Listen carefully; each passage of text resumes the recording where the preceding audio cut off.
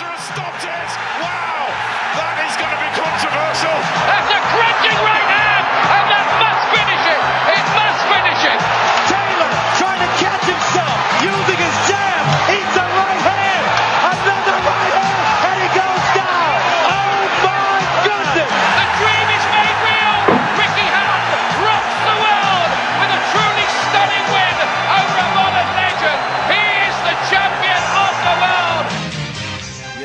Yes, people. Is back again. Raps on TV, reporting fresh out of London. The best in boxing as always, bringing you the latest news over the weekend and looking forward to what's coming ahead for this weekend. Here as usual with my co-host, Tom. How you doing, Tom? Yeah, I'm good, Code. You're looking fresh yourself today. All tailored. Tailored work day, mate. It's nothing but a work day for me. Nothing but a work day, but it's good to be back. Another show. I know this week was kind of a quiet phase for boxing to kick off the new year, but we've got a few announcements in terms of guests and also fights that have just been ordered and sanctioned. So, I mean, yeah, just the most notable one with the WBC, and we'll keep it on hold for a few minutes, and then we'll let the fans phone in and let them know the headline news. Yeah, exactly. And we're also going to get into the fight with Gervonta Davis against Hugo Ruiz, which took place last weekend. As expected, first round knockout, but let's talk about his performance, his relationship with Mayweather, and we'll go on further and all the guys on the undercard. But listen, guys, we've got a great guest joining us today. A man that I'll say needs not much of an introduction, but I'll do it anyway. Set up a huge rap label many years ago, transitioned into the boxing world, worked with some of the most famous and technically gifted boxers that have ever been. And he's now just released a book called The Art of Science. So I would like to introduce to everybody our guest, Mr. J. Prince. Hello, Mr. J. Prince. Hey, how you doing? How y'all doing? We're doing very, very well. So you're speaking here with Kojo from London and my co-host Tom. How's it going, Jay? So Tom, Kojo's co-host. Thank you. How y'all doing? We're doing good. Thank you for joining us today. It's a real privilege to be able to talk about what you've been doing the last many years, but namely in the last 12 to 18 months, the art and science of respect. So, Mr. J. Prince, obviously a big fan of you from the Rap-A-Lot days, but going into this book, I just wanted to ask you, what made you decide to write this book and where did the title come from? Well, I decided to write it because, everywhere I travel around the world, a lot of people are questioning me for information, all the time, trying to get some wisdom, knowledge, and understanding of different aspects of life, and business. So, I thought it would be a perfect time to write this book and share, my wins, my losses, and everything that happened in between. Brilliant. And the name, ahead, as I like sized up my journey and what's important to me, I came up with the art and science of respect because that's been my life. That's what I value. And it's been an art and a science to everything that I've accomplished. And I think I shared that to the best of my ability in the book. Yeah, that's great. And Jay, it's Tom here, part of the Raps on TV team. Just wanted to ask you, it's a pleasure having you on the platform, sharing your story, and your ideas today. I just wanted to kind of get into your background, sort of what inspired you to kind of come up with the idea of creating the book, and also the other avenues you've taken, particularly in the boxing industry. Yeah, my inspiration, what his book is concerned, like me, I always thought about, leaving this earth without telling my story the way it really is. I didn't want no one to have to tell it for me. And also I wanted to, as a part of my legacy, I'm always trying to be an inspiration to inspire, the past, the present, and the future. That's been my journey in the music game. So, it was only right that I share with the world that I share with so many others that, have been successful in a lot of aspects of life. Yeah, and hi, James, Mr. J Prince. In terms of obviously growing up, obviously you're a family man, but growing up family, were you a working man, college educational man? How did you get into the world, I guess, of business and the entertainment business, first and foremost? Yeah, I Hello. to school in the 9th grade. Yeah, okay. Yeah. And as far as I wanted to go, but, I gave my mother my word that I would at least graduate from high school. So I kept my word. I graduated from high school. And after graduating from high school, my mindset was to get a head start on everybody that graduated with me, and I never allow them to catch me after I left school that last day. So that's the mind frame I was in as a 18-year-old. Nice. So I was able to accomplish just that. Nice. Yeah, and I mean, I guess at a young age, being able to, I guess, fulfill what you set out to do is always a great thing, right? It gives you great confidence. Yeah, and as far as the entertainment side of things, I've as a kid, as a young one, growing up, my grandmother, my mother, my aunties was always playing Motown music. So I always, I grew up at least knowing what good music sounded like. And, when the opportunity presented itself, my brother, his name was Sir Rap-A-Lot. So in those days, he would ride with me, all day, every day, just rapping all day, every day. And it was one day I encouraged him. I'm like, hey, man, I don't want you in these streets. I said, why don't you let me put you in the studio and you pursue your rap career? I'll help you with it. And that's why I named my company after him, Rap-A-Lot Records. His name was Sir Rap-A-Lot.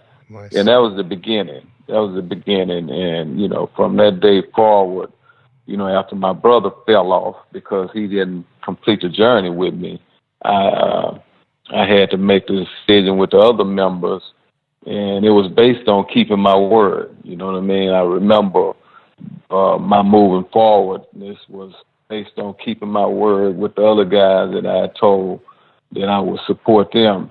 I moved forward and got blessed beyond my expectations. And Jay, how did the message "No weapon formed against me shall prosper" begin? How were you able to articulate that and kind of emulate that so that younger generations can kind of use that as a bit of inspiration for you to be able to champion that for the younger generations particularly? Yeah, the "No weapon formed against me," is a biblical verse, and I always, been a faith-based individual. I grew up where my mother, my grandmother, a lot of examples before me, and I wrote about it in the book how, when I lived in the projects, it would be a bus that came and picked up kids, and my mother would put me on that bus that took us to church. Yeah. And I gained a strong faith-based foundation by taking that ride over the years, and that verse, "No weapon formed against me," meant something to me. It soothed me where fear would come in. You know what I mean? It gave me understanding that no struggle, no trouble, no whatever I was dealing with was bigger than God. So, I wrapped that around "No weapon formed against me shall prosper," because I felt like God was on my side, and it caused me to be fearless toward everything, even the 3-letter alphabet names that exist out here in the U.S. You know, the DEA, the FBI, all of them. You know, even they not bigger than God. Exactly, and the three-letter word. I mean, that's a really great thing to talk about, your faith and the strength that you get from that, and taking the message and letting that lead the mantra in your life.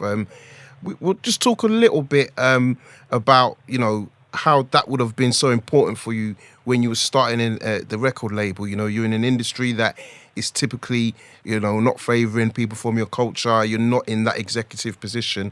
How, when you had down days, how did that really lift you up, just to tell you to persevere and keep going? Yeah, it was everything. As I say, it was my foundation, and we know you can't build a mansion, an empire, nothing on a weak foundation. So that was my foundation, was the glue to everything that I put together. You know what I mean? It was my source of strength. Where I rejuvenated myself. I conditioned my mind. I fed my spirit to be able to, deal with all the obstacles, on a daily basis. And there was many of them, so that was the secret weapon to it all. Yeah. And in terms of the boxing business, I do clearly want to, ask you how you got into that. But were you a boxing fan growing up, and who were the kind of fight, if you were, what type of fighters did you like watching, and what type of style were you a fan of? Yeah, boxing was always my first love since a kid. I used to watch Muhammad Ali. I used to watch Don King, you know what I mean, flamboyant in the ring. And, I fell in love with boxing, as a kid.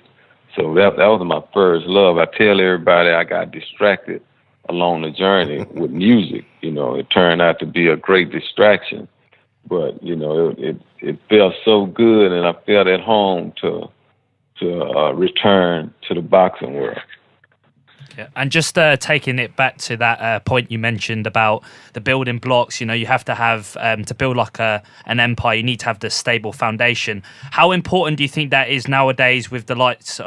You've got prospects coming through from the Olympic system, but even just like pushing it back to the likes of the greats, Andre Ward, Floyd Mayweather, even before their generation. How important is that stepping stones, those building blocks to reach the pinnacle of the sport?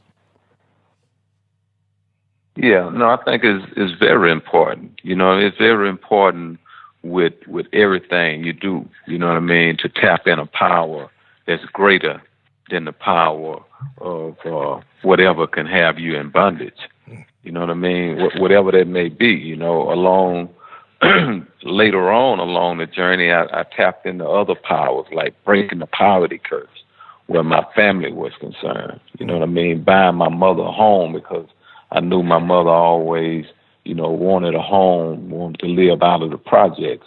So those was powers that meant something to me. Those was dreams. Those was things that I was willing to die for at one time in my life. So, it's about whatever that may be, in each of our lives, whether you're a fighter, writer, whatever it is. You know what I mean? You tap into that power. You grasp strength and power from that power on a daily basis. Yeah, no, great. And let's talk about the book. Obviously, we're a boxing show, so we're definitely interested in your whole life, especially the boxing part. In terms of fans, boxing fans, what do you feel? Who do you feel you've interacted with that would make boxing fans be more appealed to your book? Oh, well, I interacted with, I started off managing Floyd Mayweather, Mike Tyson.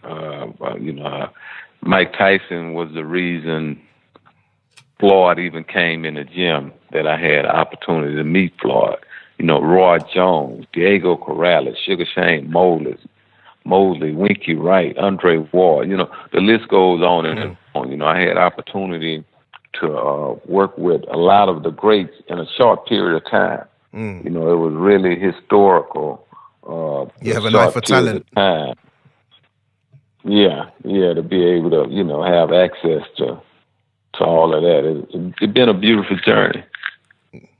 Yeah, I mean, and obviously working with Tyson, I guess I heard a story that you were trying to sign him. Was it just after the Douglas fight, or maybe just before? No, it was actually, way before.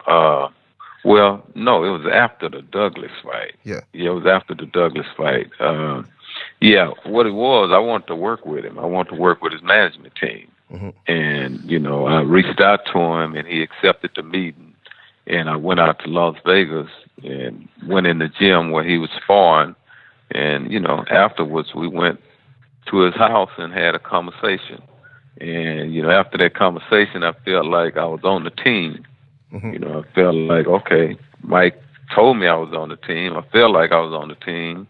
And, the next day I woke up, I couldn't reach Mike. The lines had, been cut off. I couldn't reach him. So therefore, Floyd Mayweather had gave me his phone number while we were in the gym. Mm. And, he was like, call me, man, call me. So when I couldn't reach Mike, I called Floyd. Floyd came pick me up. And within a week, I was Floyd's manager. And what's interesting about that whole trip was before I went on that trip, I prayed for a champion. Everything I always wanted to accomplish in life, I prayed for it, even to this day. And I prayed for a champion. And when I came back, my prayers was answered. My eyes was on Mike Tyson, but I prayed for a champion, and Floyd Mayweather was a champion. Mm-hmm. So I got what I asked for. And just kind of with those two fighters, well, even starting with Floyd and kind of how you interacted with him, what would you say, if you were to sum up, what separated Floyd, the likes of those guys that you've named, Corrales, Mosley? Yeah, they were the same division. Which similar division? Yeah, what separated them? Yeah, so like what separated them? Different fighters. Yeah, different fighters have different work ethics. Different fighters have different lifestyles, different habits. You know what I mean? And when I observe Floyd's work ethic, his lifestyle, and all that compared to, DeGale and some of the others, clean. You know what I mean? Floyd didn't drink. He didn't smoke. Floyd, the work ethic in the gym is second to none. This dude will, he's not looking at the clock when he go in that gym to leave early. He works out relentlessly. We'll be watching a fight on TV on a Saturday, a break day, and right after that fight, he want to take off running and do 8 miles. So, the work ethic, his work ethic compared to like 90-some% of the other fighters I observed, second to none. The only one I could put close to him, would be Andre Ward. He has that same type of work ethic that Floyd had. And I hadn't had opportunity to watch Shakur Stevenson, but I'm told that, he has a great work ethic as well. Yeah, and I mean, it's funny you say that. And there's a book by a guy called Malcolm Gladwell, Outliers, and he talks about that 10,000 hours. And when I see Ward and Mayweather, I think about those are guys that put their 10,000 hours in the gym to be the masters of their craft. So yeah, that's definitely interesting. You saying that as well. Can I just ask though, how did Mayweather get into your gym, or what was the? I know you said he gave you his card, but where were you and like what was he? How did that happen? How did he get in my gym? Yeah, how was he training with one of your fighters? Did you invite him into the gym? No. What happened with Floyd? No, Floyd came when I was in the gym with Mike Tyson. Mm. Mike Tyson and Floyd had a relationship. Okay. So Floyd just, coincidentally, I don't know if Mike told him I was coming or what, but he coincidentally showed up while I was in the gym with Mike. And, he started talking to me. He knew of me. And I was focused on Mike. I had never seen Mike spar and all of that. So I'm like kind of wondering, who is this kid? Why is he, talking to me right now? And my friend, you know, he told me, he said, "Oh, that's a 130-pound champion, Floyd Mayweather." So, you know, from there, you know, I really didn't think about him anymore until the next day when I couldn't reach the mic. Mm. And yeah, but that's how it all, you know, fell in place. And like I said, I prayed for a champion. Mm. For those who don't believe in prayer, you know, this is what I prayed for. With that, I got what I prayed for. Yeah. And how about, so obviously so you signed Floyd. You know, how was obviously his dad's a trainer, his uncle's a trainer, both of his uncles are trainers, former fighters. How was that interaction working with them, knowing that those guys are obviously, you know, well learned in boxing, well versed? Sorry. Yeah, I mean, when I came on the scene and I wrote about it in my book, it really caused a stir. Mm-hmm. You know what I mean? Nobody was happy that I was around, and you know, it caused a big stir. I mean, it was right up on the front page of the Las Vegas Times and all of that, almost every other day. So, you know, it caused a lot of controversy, but, you know, I figured out how to smoothen everything out. And, you know, I tell everybody I laid this foundation that he's eating off of today. You know, once again, we're dealing with the foundation. And the 4 years plus I was with him, I laid that foundation for him to be able to do what he's doing today. Yeah, you must take great pride in that.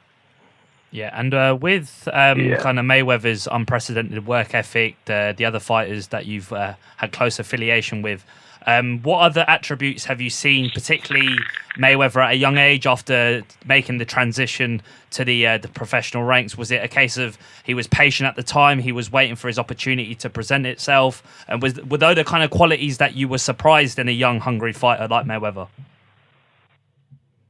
Well, you know, what always surprised me the most where Floyd was concerned is that work ethic, man. I mean, you know, in the gym, I'm telling you, I know you all probably is aware of this. You know, you watch these fighters and, you know, when they put an hour or so in, they want to get up out of there.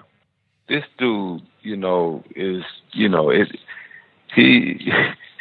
like he overdo it. You know, you would think he overdoing it, but he not overdoing it, and he love it. He love it when he's in there. So, you know, there's a saying that you reap what you sow and you get out of a situation what you put in. Yeah, he great because of that reason. You know what I mean? It's amazing to see him, you know, definitely back then before he became who he is now. To watch him back in those days, evolve into this, and you know why. Because you know, it's unquestionable. So when you signed, because he was he pretty boy and just making that transition into money, or he was pure pretty boy? He was pretty boy.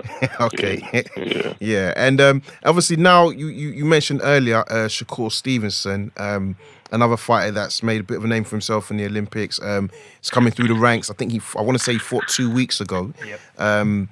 I mean, what kind of a role do you play with managing him, and I guess your fighters in general? Do you play the mentorship role? Is it, you know, just talking business strategically for the next 4 or 5 years? What is what kind of role do you play with them in relationship? Yeah, definitely a management role, and that management role exists in and out of the ring. You know what I mean? I don't mind when I'm managing a fighter. I don't mind sharing with them my blueprint, my successful blueprint in life, you know, out the ring. I ain't never really been in the ring, but I know something about being in the ring. I know something about preparation of, you know, getting in the ring. And I definitely know a lot about not only making your money, but how to keep your money. You know, because so many athletes and fighters money in their sport, but they don't know how to keep it. Yeah. So, you know, I figured that out. I figured out the formula of how to do a lot of those things. And if they would listen, then they'll be successful in those areas as well. Yeah. And how integral is it having the team around these young fighters? I mean, Shakur's not long made the transition to the pro ranks. He's obviously had an outstanding amateur pedigree, but in terms of the mentorship, the guidance, how integral and imperative is that for a young fighter at this stage of his career? And the team around him. Oh, it's very, it can make or break them. Mm. It actually can make them or break them, because it's important to have somebody around you that you look up to, that you respect, and and it's mutual. You know what I mean? Because coming from where we come from, not have someone solid around you that you respect, that you look up to. You would use your own mind and your own understanding about a lot of things, and sometimes those things you can't come back from. Mm-hmm. So it's always, good to have access to that can be life-saving. Yeah, no. That's definitely important. And in regards to Andre Ward, I think it's fair to say for the UK boxing fans, you became, or your face was probably known a bit more with the, hostile relationship between Andre Ward and Kovalev. But just can you just tell us about how you got to work with Andre Ward, and obviously the opportunity. How did that meeting come about? How long have you known Andre Ward? I've heard stories that maybe you watched him fight in the amateurs. So yeah, if you just right. Yeah. Yeah, actually, I tapped into Andre Ward 2 years before he turned pro. Mm-hmm. So he was an amateur. Actually, 2 years before the Olympics. And, when I met Andre, Virgil Hunter, his trainer, had kind of reached out to me and told me, if you help me save, then he would win us a gold medal. He felt that strongly about Andre back then. And I'm like, okay, I want to see him. So I invited Andre to come out. Sorry, Jay. Houston. Sorry to interrupt you. I was going to say it cut out. Could you just repeat? And when you said from the Virgil Hunter story, sorry, we missed you from when you said if you can save. Yeah. Sorry. Yeah, Verge told me if, I could help him save Andre from the streets, he would win us a gold medal. Mm. Because at the time, Andre had 1 foot in the street and 1 foot in the street and 1 foot in the boxing ring. Mm. So, Andre wasn't always Andre Ward that we know today. And so, I asked him then, I said, well, let me see him. And that's when I invited him to Houston and put him in the ring with some grown pros, established pros. And he whooped them all. I mean, really convincingly. Wow. And I was sold at that point.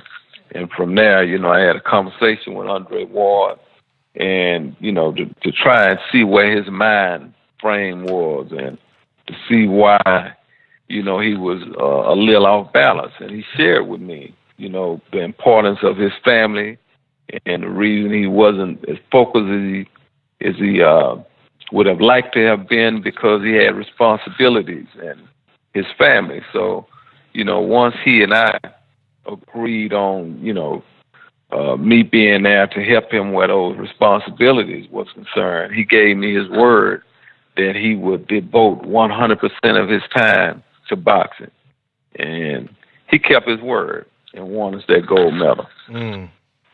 Wow, that's fantastic. And then in terms of working with him on the professional level, obviously, were you managing him throughout his professional career, or did you kind of take over when he made that return to the boxing? Oh, no. Yeah, no, I was there from day one. When Andre Ward won the gold medal, he flew straight from Greece to Houston, Texas, to honor his word with me. I was doing everything based off of his word. Fantastic. Prior to then.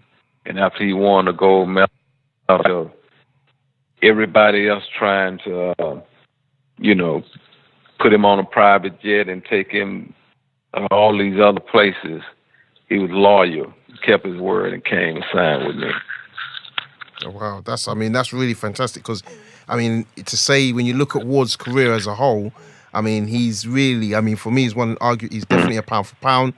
You look at the Super 6 series, he made a massive name for himself, defeated some super tough guys in all manners of way. Carl Froch outmanned him, Kessler just outskilled him, Kovalev just beat him up. So, yeah, I think, to talk about his career, I think that's fantastic. And I'm going to make sure that we kind of promote the work you've done through our platform, because I think when I look at Andre Ward's career as a whole, I think he's a standing example. He's a family man, a man of faith, and he's very respectful.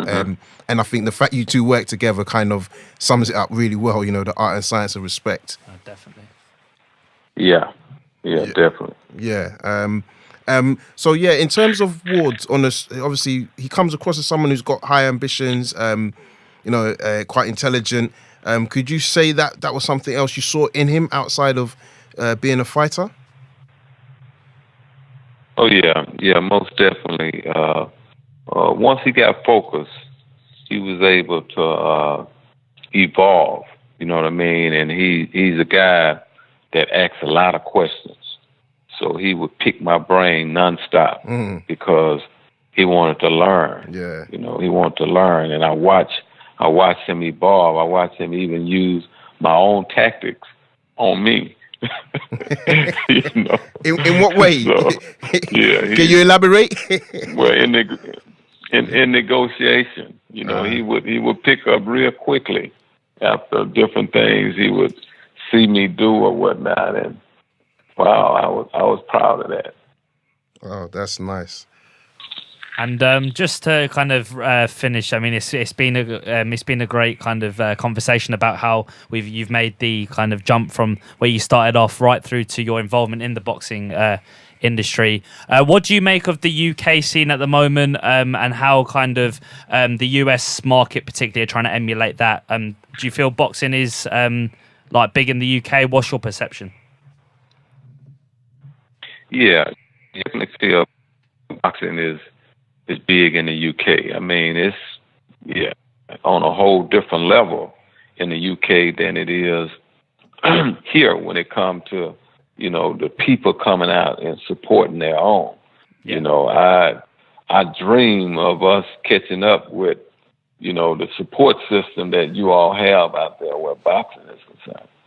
Yeah. And does any kind of fighters from over here take your eye, from the Olympics to the more seasoned pros? Is there anyone that you think captivates? Yeah. When I was out there, I came out there for the 2012 Olympics, 2016 Olympics, 2012 London, and Joshua. I saw Joshua then, and I wanted to be in business with him then. And I would like to be in business with him now. So I saw everything taking place where he was concerned before it happened. And it's beautiful to see him and all his success right now. Yeah, and what in at the Olympics days did you see? Did you have the vision where you saw he was going to get to where he is now, effectively? And what was it that you saw? Yeah, I saw. Well, I saw all the potential.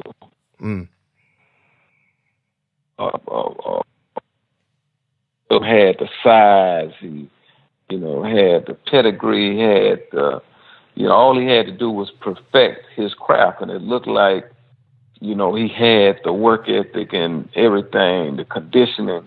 Looked like everything was there. You know what I mean? His demeanor, from observing him from a distance, I was sold from his demeanor. I'm like, he looked hungry. He looked like he wanted. Yeah. Yeah, and I guess obviously you spoke about the boxing scene and the job that Eddie Hearn has done over here, which, he's really been the key player to kind of get it ignited again. He's coming over to the US. Is DAZN a platform that you're interested in working with, or, what's your thoughts on Eddie Hearn and Matchroom USA coming over to the USA, the Wild West, as they say? Oh man, I think it's beautiful. I think it's beautiful for Eddie Hearn to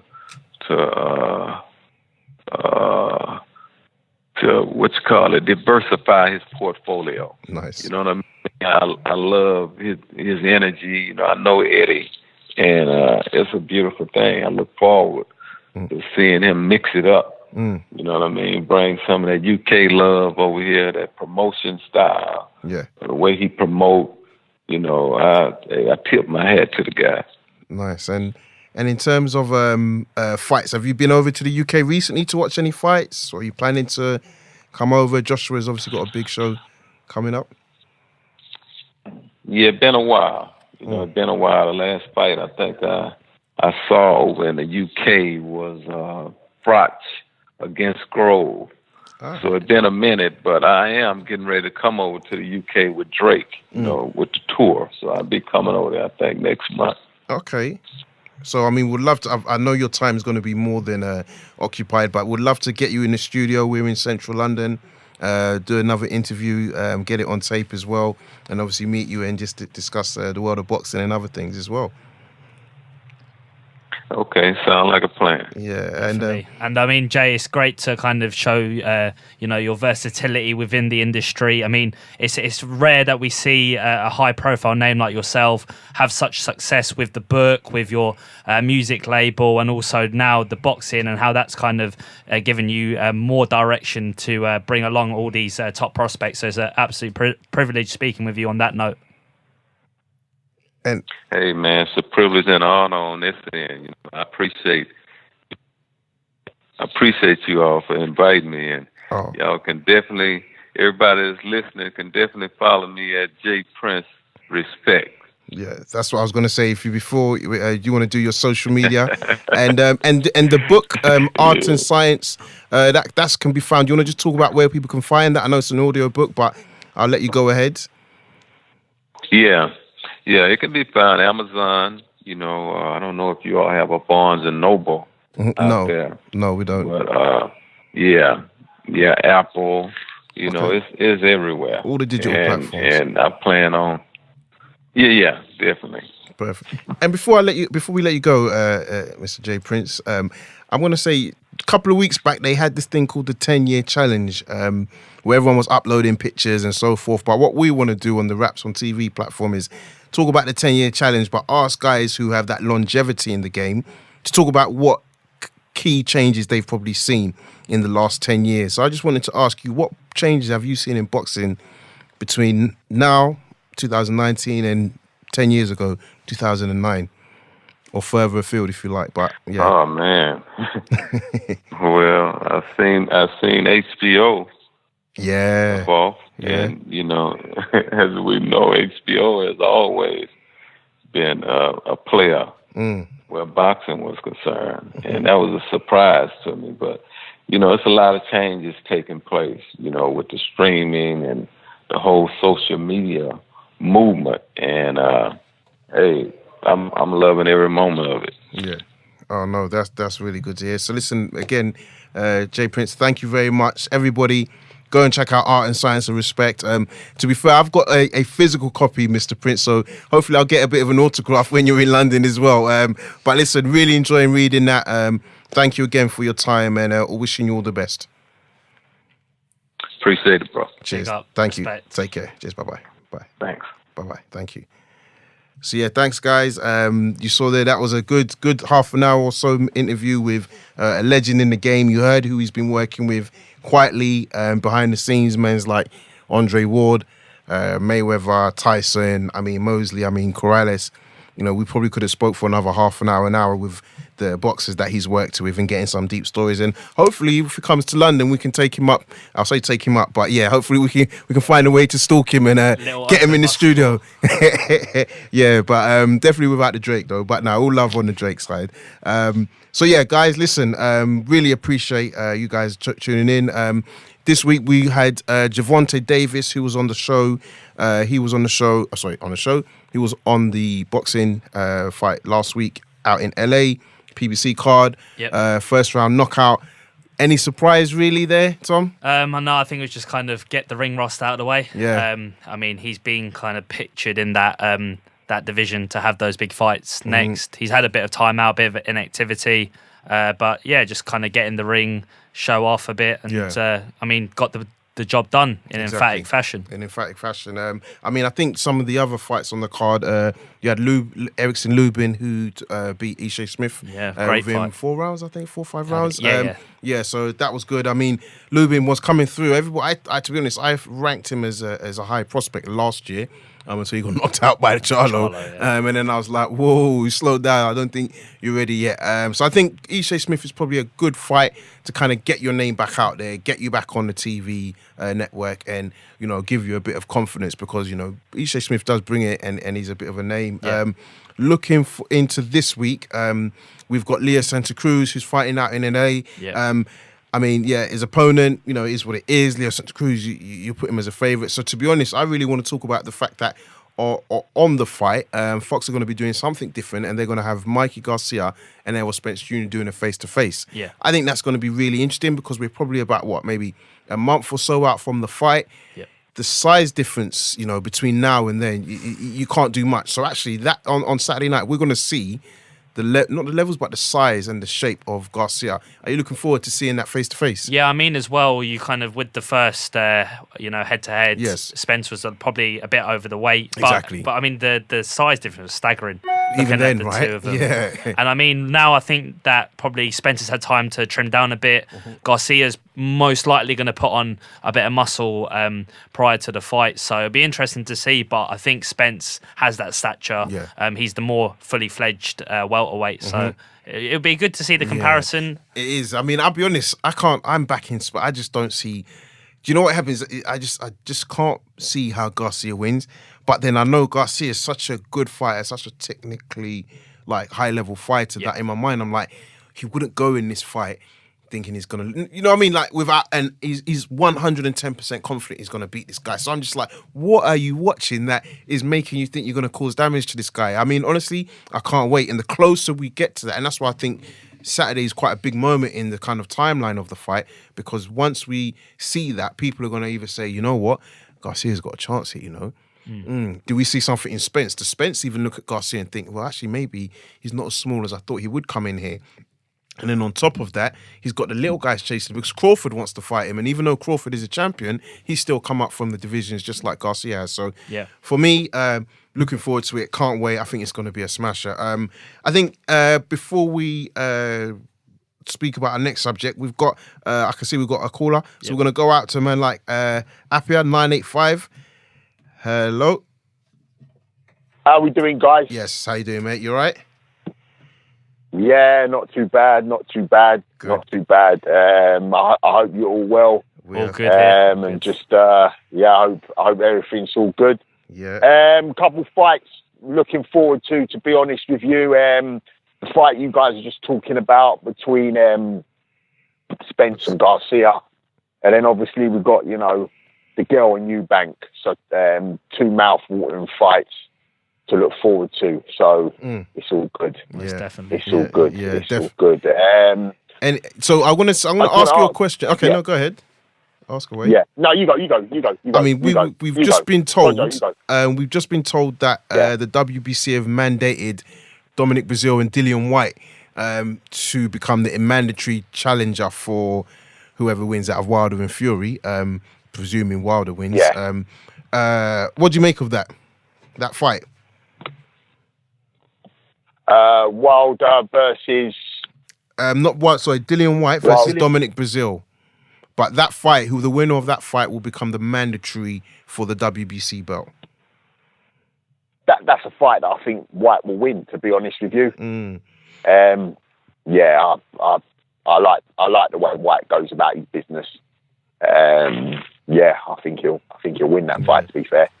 And do you think the momentum's with Dillian White at the moment? I mean, we kind of look back now, maybe 12, 15 months, and we think, well, White hasn't had to take these risky fights. Do you think it's a case now that the WBC will, I know they've ordered an interim belt, and there'll be a lot of speculation about why that's been imposed, but do you think it's a case now that if he wins this fight with Breazeale and does it in scintillating fashion, that he has to have a fight with the winner of Wilder Fury next? It's paramount that he gets that world title shot.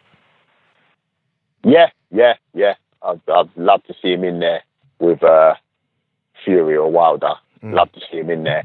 Don't know if he beats any of them two, but love to see him in there. I mean, really would. With Dillian White, I think it's fair to say he's not even a comeback king, but if you think about a guy who deserves to fight for a title, out of everybody that has, he's one of those guys, because I think 2018 was really his year.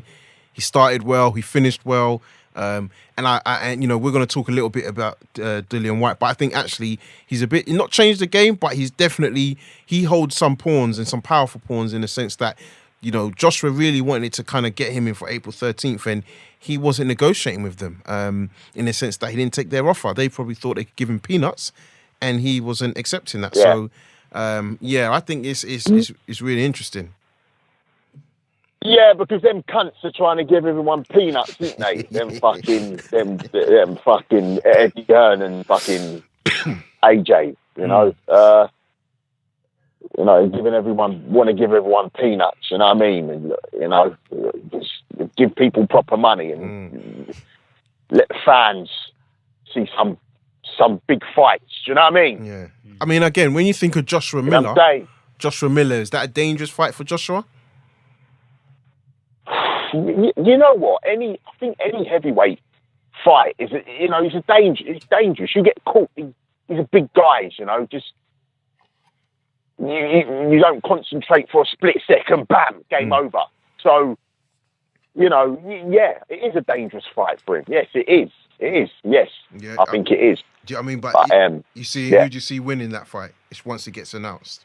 I think Joshua should come through, shouldn't he? Yeah, he should come through that. Yeah, that's my thought. He should come through that. That's my thoughts. Do you? Sorry, go ahead. Do you think it's more of a the move to America? Do you think it's more kind of for Joshua's markability over there, or do you think Miller can actually pose a genuine threat as a voluntary defence? It's probably for marketing reasons, innit? Eddie Hearn, innit? All business, innit? So yeah, it's true. So, simple as that. Yeah. All right, listen, D, thank you very much. We got the big one, Eubank DeGale, so they were going to do a preview of that show next week. So love for you to call in and give us your opinions then. Yeah, you'll be getting a call next week, mate. Perfect. All right. Cheers. Thanks, mate. Perfect. All right, lovely. Good luck, guys. Take care. Bye-bye. Bye. Yeah, so, let's just focus on that. So, Brazil, Dillian White has been ordered mandatory. Do you think it's the right thing to happen? Yeah, I think over the last few months it's been talked about. I think it's quite ridiculous that all these kind of interim belts, regular belts are being installed it's probably as an excuse, to say, well, look, Dillian, you fought 10 or whatever amount of fights he has with the WBC. I think it's 6 or 7 prior to the Chisora fight. Yep. He's won all the belts, the internationals, the intercontinentals. He has fought the top caliber of opponents outside the champions. Yes, but Dominic Brazil is a credible opponent. Yeah, Parker anyway. And that's in the past, sorry. But for me, I'll be honest, I think Brazil is good, but White is better. Yeah. I think White's improved to such a level. I think actually he could probably beat him. Comprehensively might be strong, but I do feel that Joshua had Brazil's number from like round one, the power, the speed. Brazil wasn't interested. Maybe the speed is where White is not as, he's not as fast as Joshua, so that might not be as intimidating for Brazil. But I think the power is there. I wouldn't even be surprised if he goes for the early knockout, because I think with an opponent like Brazil, if you do that, Wilder has to take notice. Joshua potentially has to take notice. So maybe, Chisora, he got him out there late, but he said he was working on stuff. He proved his stamina. He was getting hit. He was letting shots go as well, clearly. Whereas with Brazil, if you beat him quicker than Joshua's done, straight away, that's a marker. And then also, there's been rumours that Wilder and Brazil were always supposed to fight, but taking him out early kind of says, well, Wilder, you have to face me now. So, I think it's the right fight. I think if you were to ask me, there were a lot of strong rumours that it was going to be either Povetkin or Brazil, maybe even an Ortiz. I will say this, I don't think Dillian White wanted to fight Ortiz. He's clearly not afraid of anybody, but I think if you were to ask him out of all threes, I think Brazil's slightly the best package. Yep. Name, opponents he's faced. Stylistically, Styles, taller, exactly. And I mean, White's been used to fighting short, stockier Yes. guys in his past few fights. So it'll be a good kind of test for him. Yeah. See how he adapts to that style. Precisely. And that will set him up then for a Wilder, or a Fury. But this is the thing where it gets tricky now, right? Because we all said that Fury beat Wilder in the first fight. Yeah. They're going to rematch. We're hearing maybe May 18th, around maybe last week of May. Who knows? Yeah. Hope it's May. I hope it's in June, preferably. But if Wilder wins, that's the only way Dillian White gets a shot. Because if Fury wins, we know there will definitely be a rematch clause in Wilder's favour. I think if obviously Wilder wins, he can get away and do what he wants. So I think it's kind of be interesting for Dillian White, because then you look at that, and let's just say May, June, Wilder Fury fight. Whatever happens, you're probably talking about another 4 or 5 months before he gets anywhere close. So White fighting in April is probably going to want to get out in September. Will Joshua throw him a bone to fight in September? But that's it. They're all tied up at the moment. I mean, if the Fury Wilder fight happens in June, Joshua's been kind of tipped to fight in June as well. So yes. I mean, Dillian White's not going to hang around. Yeah. But then who you go through the list? All he does is and it sounds really weird saying this, but he starts building better CVs than the champions. Because after Brazil, he beat Nisse, and I think he can beat Brazil. He would then fight Povetkin, I think is, but Nisse, Povetkin and Ortiz, and he fights Ortiz and beats him as well. Yeah. You're going to look at his record and be like what? Who else has he got to beat? Yeah, exactly. You know, so I do think it's going to be interesting. But I do like that fight, and I think it's a fight that as fans we should get behind. I'm here in April. That date should get made. So if that is the case, let's crack on and give these guys our support. But like I said, it's a relatively quiet weekend in the UK front. I know, Tom, you're going to a show, York Hall. Do you want to just quickly talk about that? Yeah, so the first British Warriors show of the year, just kind of a stacked card. You got Jez Smith in the first major title fight for the Southern area. Got Jeffrey Ofri, the Southern area lightweight champion, defending his belt in the first voluntary defence, and then Mason Smith's on the card. So yeah, there's Mason Smith's back, yeah? Yeah, so a combination of the nice guys that are making that transition to major titles. He's from your area, you know that? Yeah, Finchley, yeah. No, Harrow he fights out of Finchley, but Mason Smith is from am I thinking Jez Smith and Mitchell, they're from Harrow. From that's what I'm thinking, even then, I mean, all these guys, they're tipped as prospects, but there's a lot more fighters now on the small hall scene making that transition as contenders, as major title. There's shots there for them, and I think I think the way kind of boxing nowadays is accelerated. A lot more of these guys are going to get those shots earlier on, and we even see with the likes of Buatsi, Cordina, they're kind of on the major platforms now, but they've had to build their way up, pedigree, and exactly with the next gen shows and everything. Yeah, it should be a good show. Looking forward to it, and just to see. And next week we've got the big one. I say the big one, but Eubank versus DeGale. Looking forward to breaking that fight down next weekend. Next week. Looking forward to next weekend. So guys, listen, we're gonna roll out, but I appreciate all the support again. If you want to go and follow Jay Prince, his Instagram is @JPrinceRespect. But more importantly, I'll say that clearly, Raps on TV is the social media you need to be following. That's @Raps on TV, WRAPS on TV, social media, YouTube, Facebook, all of that, we've got it. So guys, thank you again for all your support, all your questions, and hopefully you enjoyed a great interview with Mr. J Prince. Take care. Take care. Cheers.